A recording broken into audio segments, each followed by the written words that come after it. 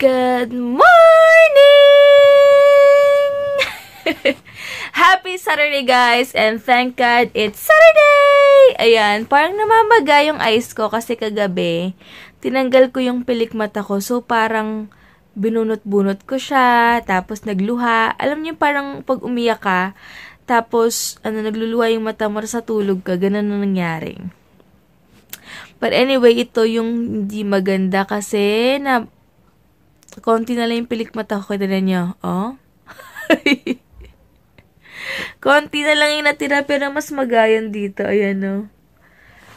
Kaya, last na yun, di na ako magpapalagay ever. As in, tsatsagain ko na lang magkabit-kabit ng pilik mata na lang kesa ganon. Parang maganda nga siya tignan, pero after naman, talagang pag naghiwa-hiwalay na siya, hindi na siya maganda, tas yung dikit niya, sobrang, alam niyo yun? Kaya, stop na lang muna, tiis-tiisa lang ng ganito. Ang gara na maga talaga yung mata ko, no? Kaloka. Anyway, kanina bago umalis si Heinz, kinigising niya ako. Hirap ko daw gisingin ngayon. Thank you so much, sis Nika, sa Yusana. At lagi masarap yung sleep ko. And medyo okay na ako. Thank you so much, Ate Gina, Ate Vanessa, sa mga tips nyo kung ano yung mga dapat kong gawin and sa mga iba pa. Maraming salamat sa inyo and feel na feel ko talaga yung pagmamahal nyo and concern nyo sa akin. Thank you so much! Thanks! Ayun, mamaya magsisimba ako. Siguro 7 na lang or 5 or 7 ako magsisimba. Tapos, yun lang. Grabe, sobrang sleepy pa pero kailangan ng kumayod. Ayan, ito ulit ang aking brunch. Kain muna ako, guys. Gutom na ako kasi kagabi, diba, hindi ako masyado kumain. Ayan. Yan. Hi pala kay Eileen Emma Tot daw. Hi! Habang nag-aayos ako, nanood ako nito. One for all for one kila Alvin. Kay Aldab. Subaybayan ko yung kasal nila ni Frankie and ni Yaya daw. Oh my God! Tututol sana siya. And gagamitin ko itong bigay niya Pretty Angel Shop. Yun guys, bale, gamit ko ngayon sa kilay ko yung Nichido na pencil. Yung brow mascara naman, yung sa Naked 3 kong fake na eyebrow mascara. Favorite ko yung 100 pesos ko lang ata nabili sa may Lotus Mall. Tapos yung blush ko yung bigay ni Ate Lovely. Yung foundation ko ngayon yung mousse ng Catrice. Maganda siya. 2 days ko na siyang gamit. So, masasama ko siya sa favorites ko. Tapos, yung lipstick ko, lip tint lang to from Tony Moly. Bigay ni Sis Yumi. Ayan. At syempre, yung lashes ko, tinanggal ko na diba kagabi. So, ngayon, back to false lashes na naman ako. Bigay to sa akin ni Pretty Angel Shop, 218. Kung gusto nyo, nasa description box yung page niya and Instagram account niya.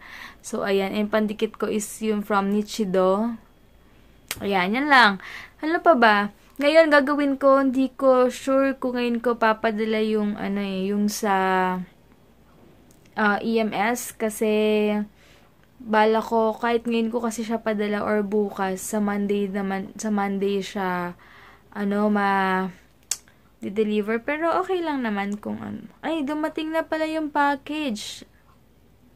Oh, may kukunin akong package sa sa Times. Baka yung hair extensions na. So, sige, dadaan na lang ako. 7 pa naman ako magsisimba, guys. So, yun lang. And, maglo-long sleeve pala. Ay, long sleeve. Mag-cardigan ako ngayon. Dahil malamig sa church and malamig sa mall kasi hindi maganda yung panahon. So, yun. And, basa pa yung hair ko. Yaan ko na lang siyang ganyan. Lagi naman siyang dry. Dry na talaga siya na magagawa. So, yun lang. And, babush. Kapadre, paalis na ako. Bigla naman bumuhos yung ulan. Pero okay lang. Alam ko may payong ako. Or nasa kotse. Check ko nga. Kakainis naman. Ano ba yan?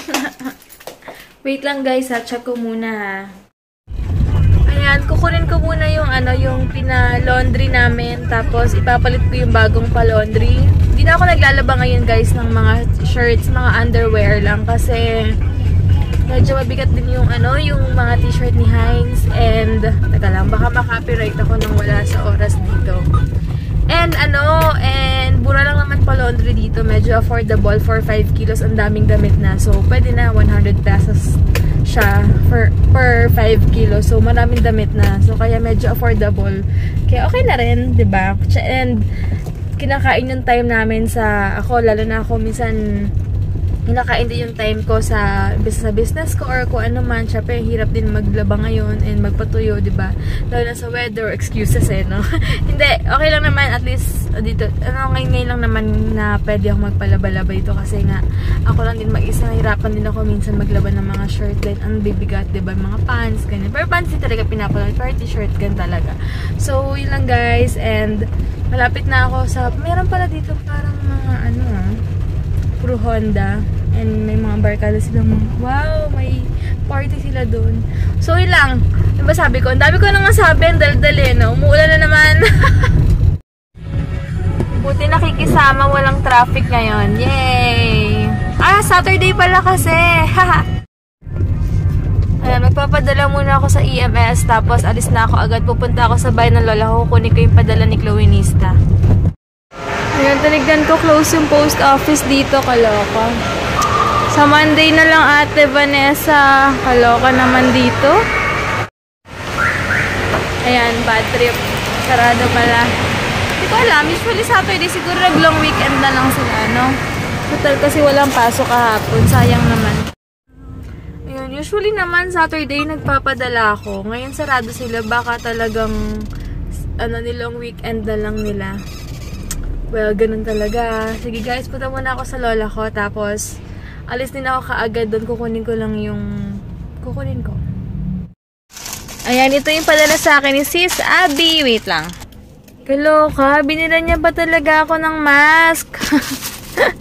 Ito pala yung hair. Ow! Super blonde. Ay, sakto sa hair ko! Super! Wait lang. Ayan, inayayos ko pa. Dinikit ko siya sa hair ko. Pero ka-color ng hair ko, diba? Super cute! Wala lang. Arte. Gagawin ko to pag nakatali yung hair ko, ilalagay ko siya. Wala lang.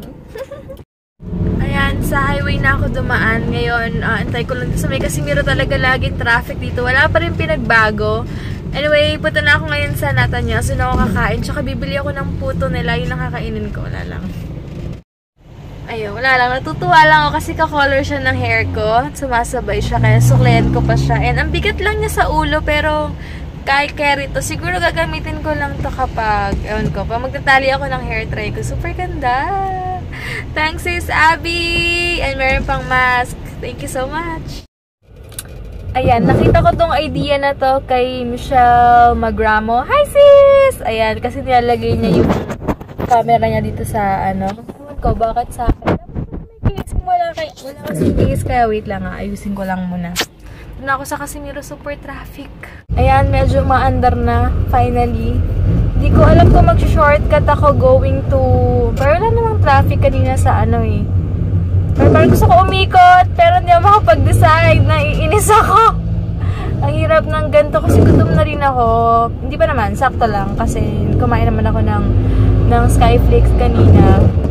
So, ngayon, kakain ako ng puto, ng goto sa Nathaniel's. Ayan, mag-shortcut na lang ako. Labas ko Toyota dahil hindi ko na kaya ang traffic doon sa highway. Ang daming jeep, bus, colored, na. So, dito lang ako dadaan sa may Casimiro, sa may Southville, going to Alabang. So, ayan, dito ako ngayon sa may Southville.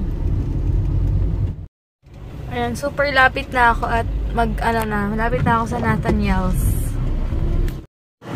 Ayan, magbibili ako nito. Mukhang masarap. Di ko alam kung magkano. Mamaya tayo mag-check. Grabe, ang sarap pala ng puto dito. Ngayon ko lang na-try ito. Di ko alam kung magkano. Sabi ko mamaya ako na lang babayaran kasi dahil naman ako. Sarap. Ayan, order ko goto with egg. as always. Ayan, ewan ko ba, parang food trip ako ngayon. Ito naman, buko pandan. Ayan, ito naman, i-take out ko na lang to para makain din hanggang bukas. Ayan guys, mag-charge muna ako para makapag-vlog ako mamaya ma-share ko sa inyo yung Word of God later. So, mag-charge muna ako sa power bank ko, tapos mga 1 hour lang. So, yun. Ayan, 150 pesos bili ko dito sa ito, thank you. 150 pesos itong rejuvenating cream. Ayan, itry ko siya 1 to 2 weeks. Authentic daw to by Dr. Alvin. Whether we are beneficiaries or whether we are victims. Kaya kung kailangan ng masusing pag-aaral at pananalangin. Now, ang pag-aaralan po natin is about the perfect man. So basically, we are going to talk about the sin committed by Adam, na dahil sa kanyang kasalanan, lahat tayo nadamay. Amen. But the redemptive work and the restorative work of our Lord Jesus Christ, that because of His act of righteousness, lahat din po tayo naapektuhan. Amen.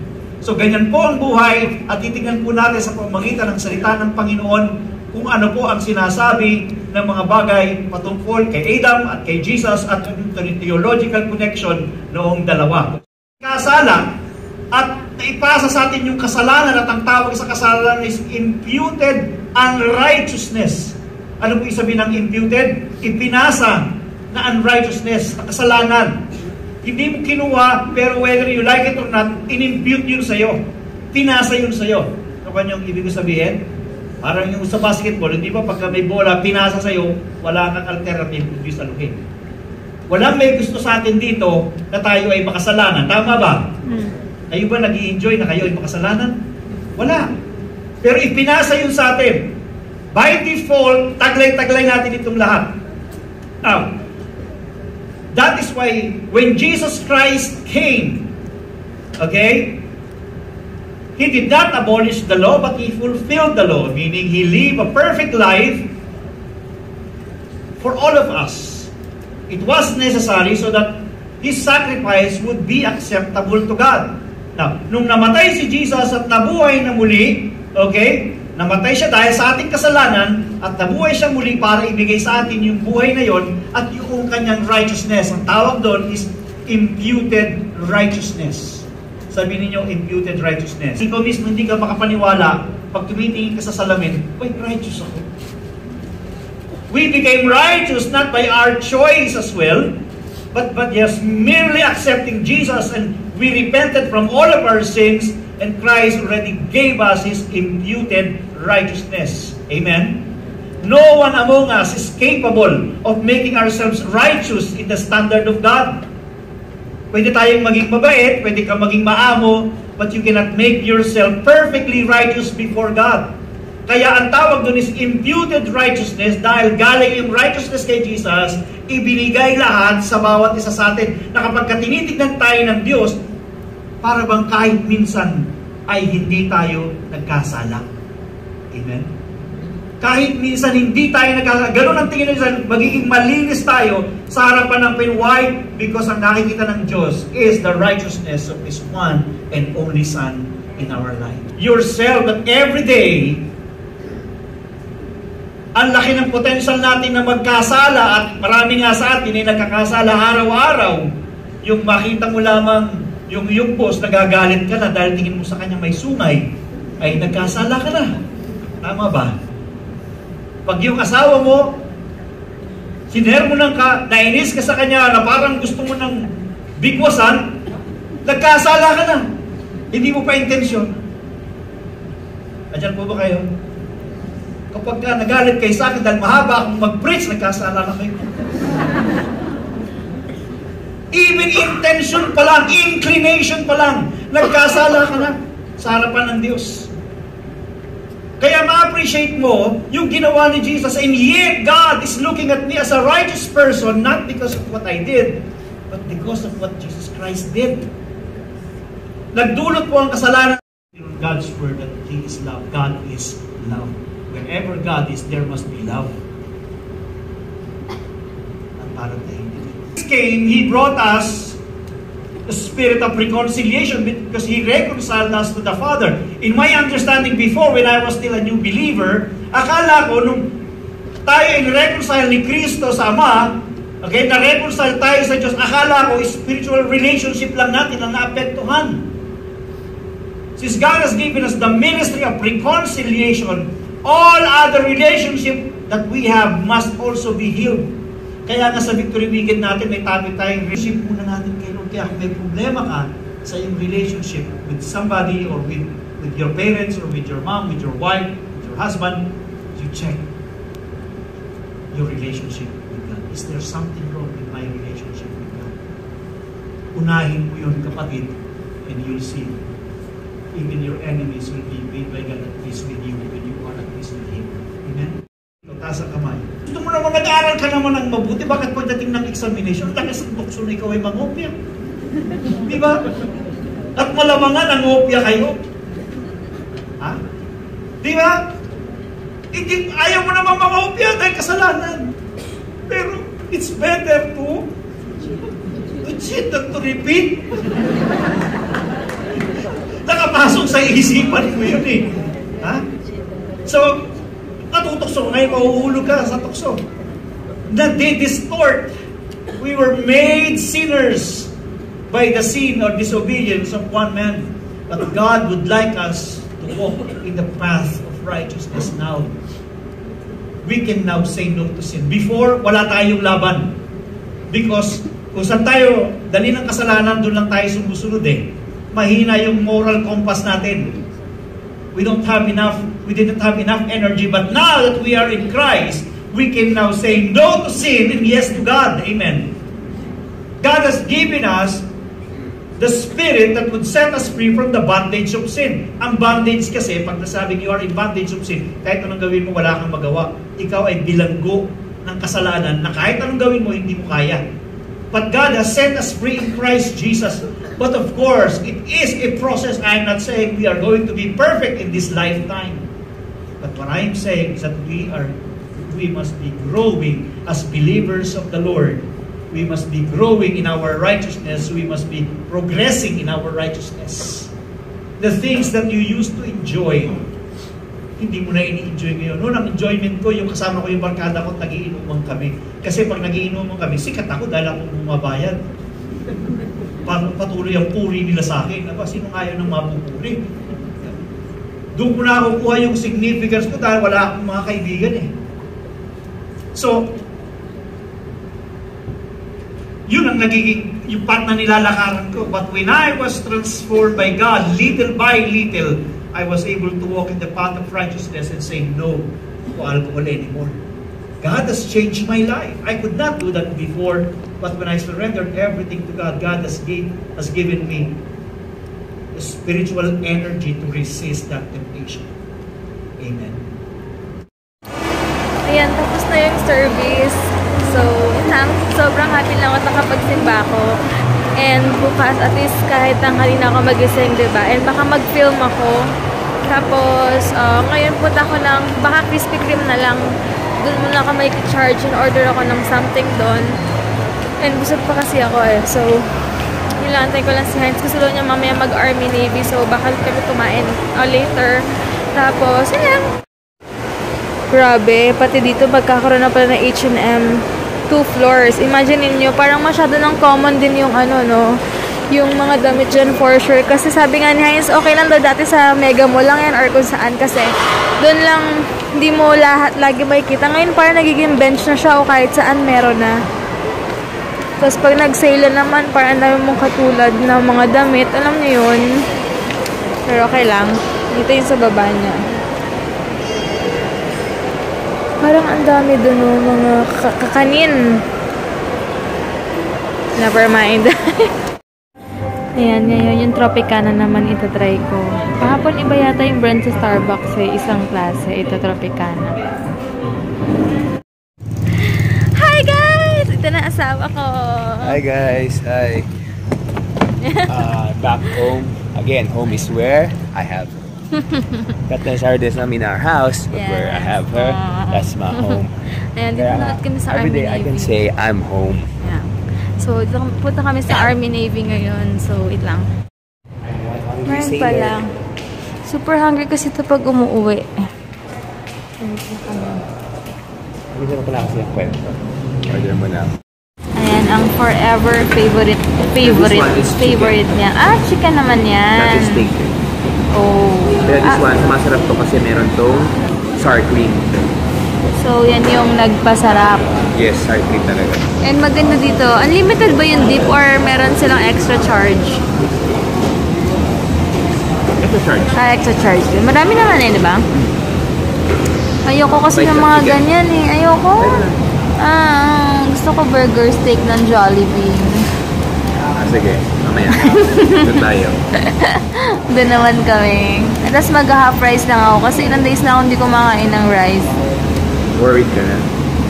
Mapapayat na ako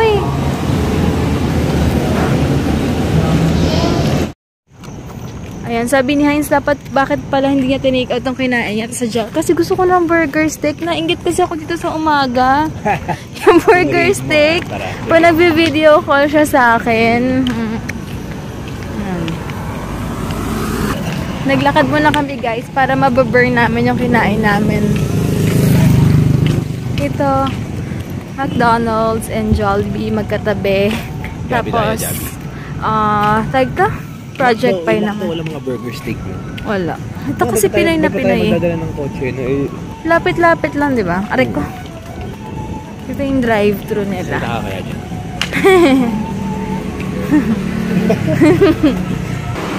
Ayan. Ganda ng Jollibee dito, in fairness. Ayan, ito yung order ko. Yay! Finally, makakain na walang burger steak. Si Heinz, sinakantay nila yung ice cream niya. So, ayan, kain na. Ayan, sa kanya to, hindi sa akin yan. Ito lang sa akin. Kain na po. He says, thank you. Ayan guys, bye na kami. Finally, thank God at safe kami ngayong araw na to. Ayun, kakain kami ng puto. Tapos, thank God din at okay na yung poops ko. So, sorry sa mga kumakain. Ngayon, normal na siya. So, basta, baka hindi lang talaga ako natunawan nung time na yun. Kasi nga, super late kami nag-lunch. 2 p.m. yun, di ba, Jel? Tapos, biglang kain. Siguro hindi ako natunawan, kaya ganun. Pero anyway, importante, okay na ako. And bukas, magtutulog ako, papahinga. Tapos, punta kami kila mama sa gabi. Natouch daw si Heinz ma. Kasi, naalala mo daw na favorite niya yung kiwi. Kasi, ang alam mo lang daw na favorite niya yata is grapes. So, naalala mo daw siyang bilan ng kiwi. Natouch daw siya. And, miss you and love you, ma. Alam ko nanonood ka.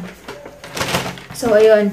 And ko na yun. And tara, natin vlog natin. Ayan namin yung vlog namin. Bukas na lang. And, nakapagsimba na rin ako. Yay! Heinz na hindi pa. Siguro next month pa siya pag naiba yung schedule. Yes. So, guys, good night. And, thank God for this day. It was a good day. Thank you so much. Sige guys. And thank you ulit sa mga bago nag-subscribe. Thanks.